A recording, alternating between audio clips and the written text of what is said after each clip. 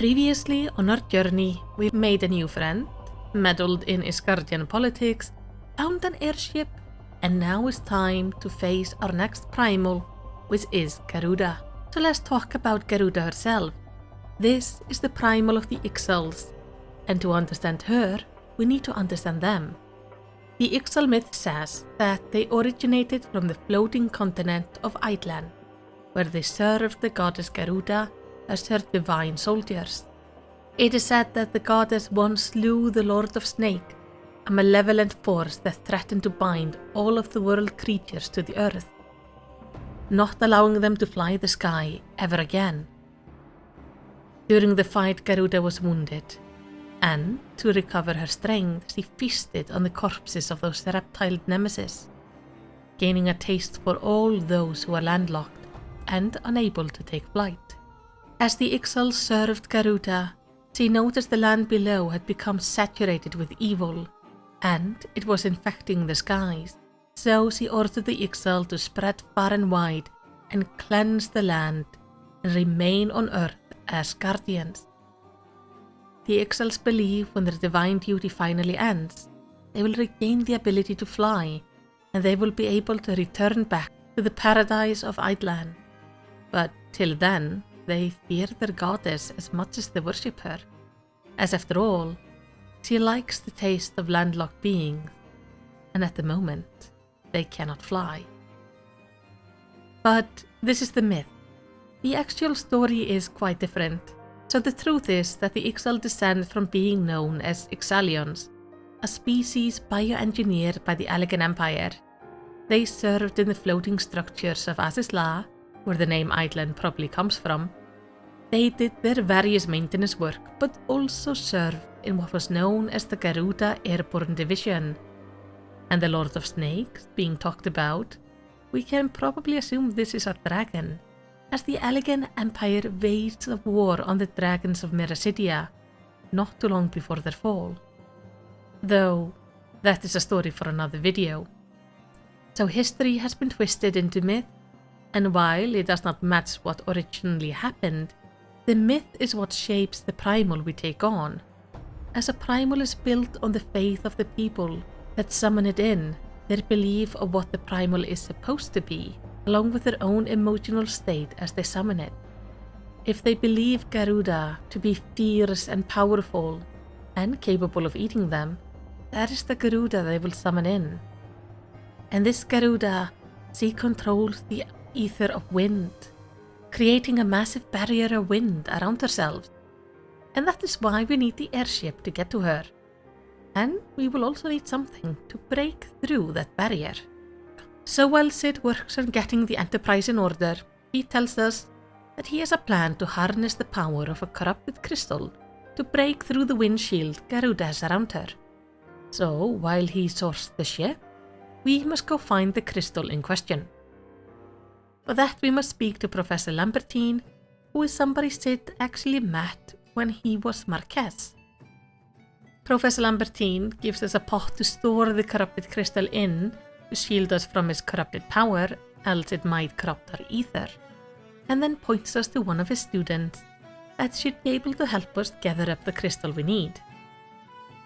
We obtain the crystal easily, learning how to gather them, only to learn that the crystal we got is wind aspected, and if we use it against the barrier, well, it will just make it stronger.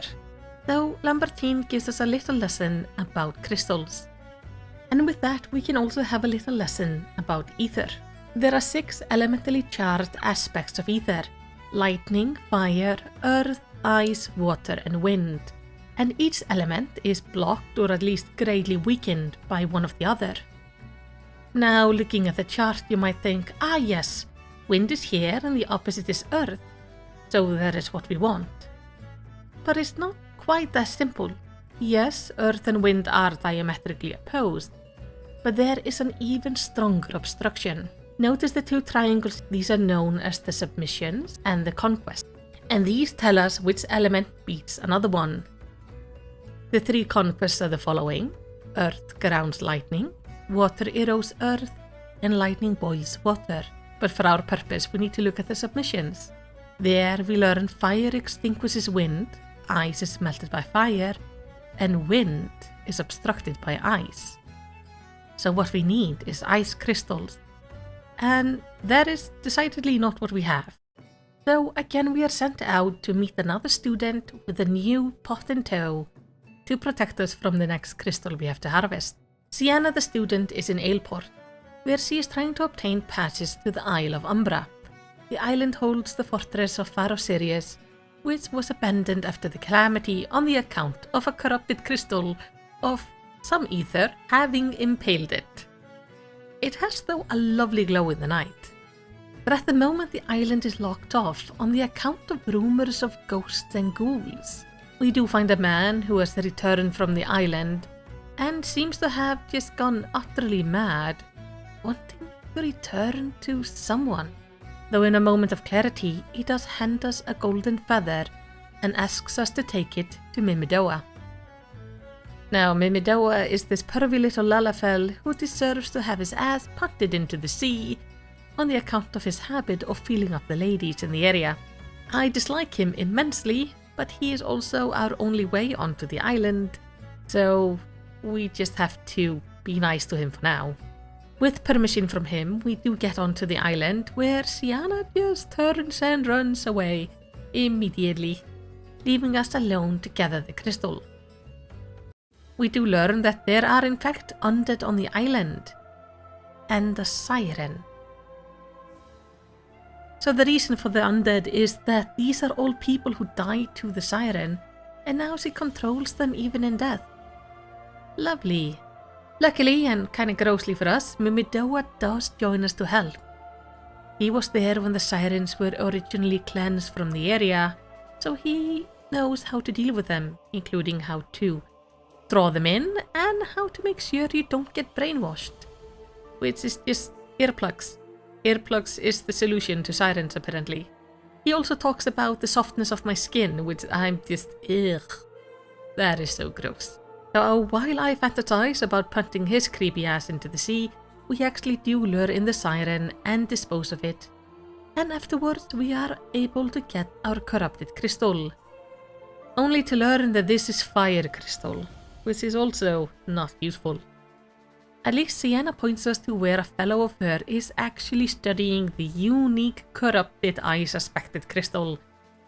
And good news is, we don't need a warding pot this time, as the crystal has gone through some sort of a process to make it harmless to us.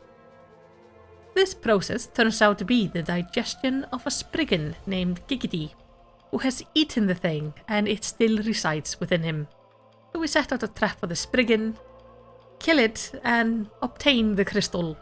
And finally, we do have our ice aspected crystal, meaning at last we can return to Sid and get this Garuda fighting show on the road. As we fly, Sid seems to regain the rest of his memories. He tells us how he was born in Garlimal as the son of Midas Nan Garlond, the Grand Minister of Industry, and Sid was regarded as a prodigy in magitech engineering, much like his father.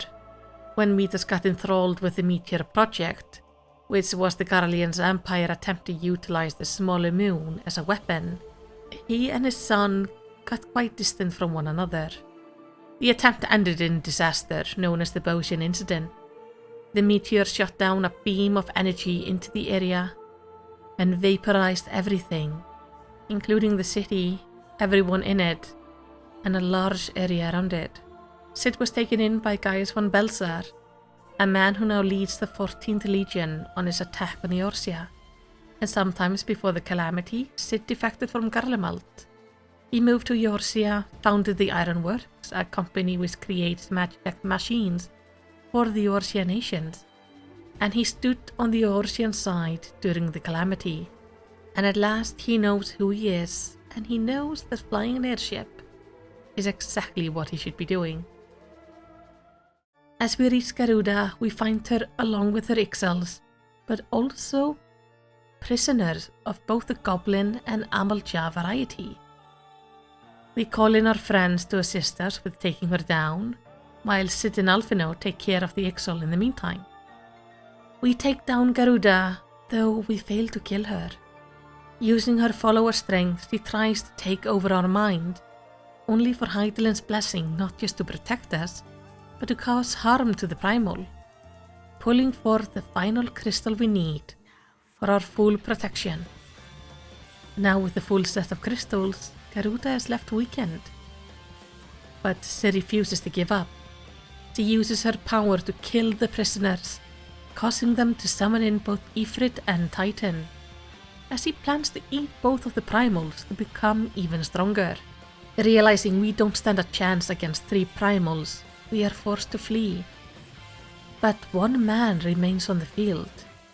No other than Gaius van Belzer has shown up, and he has brought with him the Garlean secret weapon, the Elegant ultimate weapon, a machine able to consume primals and take on their powers. We watch in utter horror as the weapon kills each of the primals, first Ifrit, then Titan, and at last Garuda, gaining strength and abilities from each one. And Gaius makes us a promise. He will take over Eorzea. And, for now, it looks like he can. High above this, La Habrea watches all of this unfold, as his plan seems to be coming together. To him, we are all just pawns. The Eorzeans, the Garleans, the Primals. They're just pieces on a chessboard of a much bigger game we are unable to see right now. But we have not lost yet. We fly our way to Ul'dah with only one plan in mind. It is time to officially bring the science back, to unite the nations and bring the fight to the Garleans. But that is something we will do in the next episode. If you like the series, make sure to like the video, leave a comment and maybe even share it. But whatever you do, I hope you have a lovely day.